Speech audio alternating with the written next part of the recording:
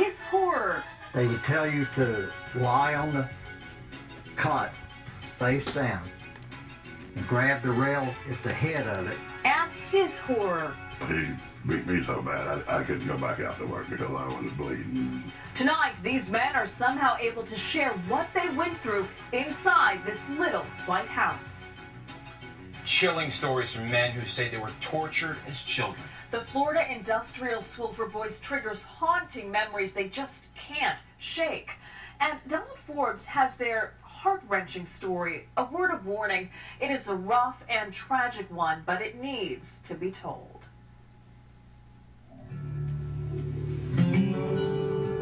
They whip you so bad at you, your butt splits open. Physically, they bust the skin and usually drive your underwear right into your body. And it emotionally is just no describing the torment and terror. Don't forget, these are 10, 11, 12-year-old kids. The tales of horror carried out at the former Florida Industrial School for Boys are all frighteningly similar. Tales of brutal beatings, of abuse, even death, as evident by the dozens of crosses sprouting above a field of unmarked graves, all told by scarred young boys who have now turned into hardened old men. Mr. Tidwell, he beat me so bad I couldn't go back out to work because I was bleeding. They took me to the infirmary and they put like Vaseline all over my butt to keep the blood from gushing out. 62-year-old George Fudge lives in Daytona Beach. 50 years after his incarceration at the state reformatory school, the memories are as fresh as yesterday. I try to forget it, you know, but you never can. You can, you know, even have dreams of it, but I don't know, it kind of messes you up. In 1958, Fudge was just 12 years old, sent to the reformatory for petty theft. He, like others, tell of the dirty concrete building they used to call the ice cream factory, but now is called the White House, a place where the so-called discipline was carried out. Discipline that came at the end of a long leather whip, similar to the old-fashioned barber strap. They would tell you to lie on the cot face down and grab the rail at the head of it. There was a vomit and blood-covered pillow there that you had to, they encouraged you to bite the end of it, and that was to keep you from biting your tongue off or your lips. Jim Blunt was sent to the reformatory for skipping school. He too was just 12 years old and received several beatings at the White House. He, like many others, can still hear the whirl of the massive fan inside the room used to mask the shotgun-like sounds of the leather popping against raw flesh. The occasional screams from the victims that escaped, even though they were told any cries would only result in more full-force lashes. When they finish beating you, you have to stand up and look him right in the eye, because he wants to make sure that you're not crying.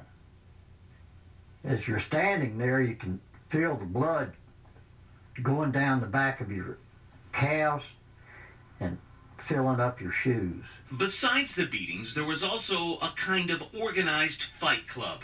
During Blunt's time in the late 40s and early 50s, it was a bare-knuckle grudge fight where boys were forced to fight against each other whether they wanted to or not. And the inmates would make a big circle around you so that neither one of you can run away. And then you bare-knuckle it out till one of you either cannot get up or gives up. And it's a bloody mess. He even recalls cruel experiments, like when he was pulled from his bed in the middle of the night and had his tonsils removed, even though there was nothing wrong with them. And they said, well, we need the experience.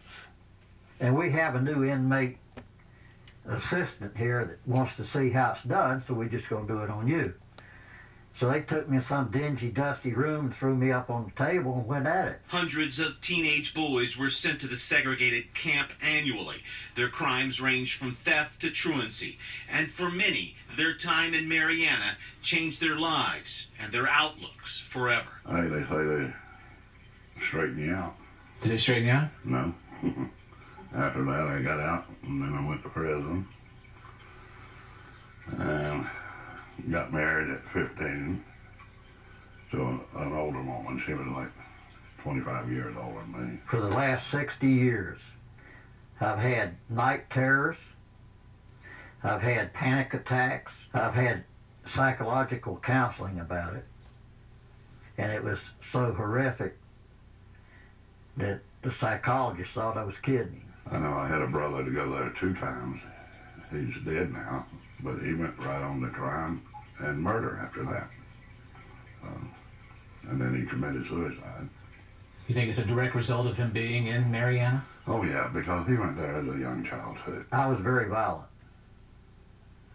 And I become an alcoholic, bad alcoholic. As for those haunting graves, both men remember seeing other kids just disappear and have no doubt some lost their lives to the cruelty.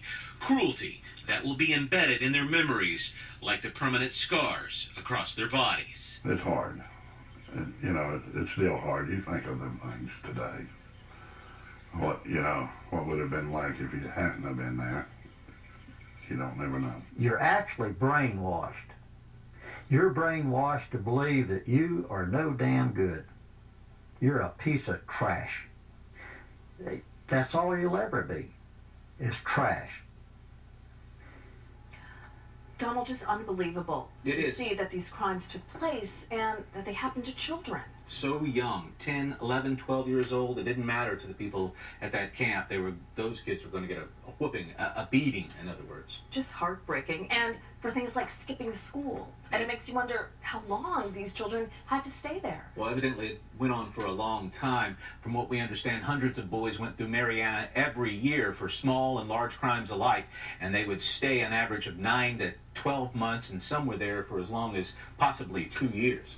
So how about the justice for these men? Is there any? Well, they are seeking justice. The whole sordid ordeal came to light after one of the men, Roger Kaiser, who was a child there, published a book called The White House Boys, An American Tragedy. Soon after that, Governor Charlie Crist ordered an investigation into the graves and the abuse at the school, but that could take probably a couple of years. Until then, the boys have also filed, or men now have filed, a lawsuit against the state of Florida. So they're looking for justice in the court system as well. And those nightmares and the panic attacks that those victims endure will likely continue long after this investigation is They've over. been going on for 50 years now, so it probably will never end for these kids.